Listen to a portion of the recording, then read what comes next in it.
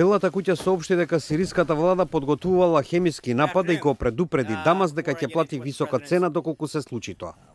Портпаролот на Белата куќа Шон Спајсер изјави дека сириските подготовки биле слични на оние преземени пред хемискиот напад на 4 април, пошто председателот Доналд Трамп нареди ракетен удар врз сириска воздухопловна база.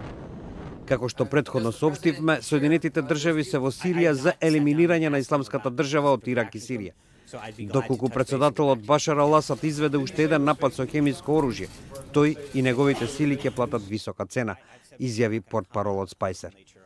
Во хемискиот напад во април годинава врз област под контрола на бунтовниците, за кои Дамаск одбива секаква одговорност, загина 70 луѓе, пошто Соединетите држави изведоа прв ракетен напад врз цели на територијата на Сирија. Овој напад предизвика на тамошна конфронтација меѓу Вашингтон и Москва, која го поддржува режимот на председателот Асад со воздушни напади во неговата веќе 6-годишна војна со бунтовниците. Официјални американски представници тогаш интервенцијата ја оценија како еднократна, со намера да бидат одвратени идните напади со хемиско оружје, односно дека Соединетите држави немаат намера за проширување на нивната улога во сириската војна.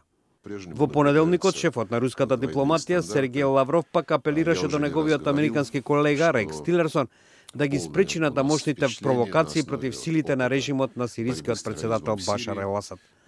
Во соопштението на Руското министерство за надворешни работи се наведува дека Лавров и Тилерсон телефонски разговарале за ситуацијата во Сирија, при што се согласиле за потребата од одржување на примирието и зголемување на активностите против терористичките групи. Во војната во Сирија досега загинаа над 300.000 луѓе, а околу 1 милион беа принудени да ги напуштат нивните домови.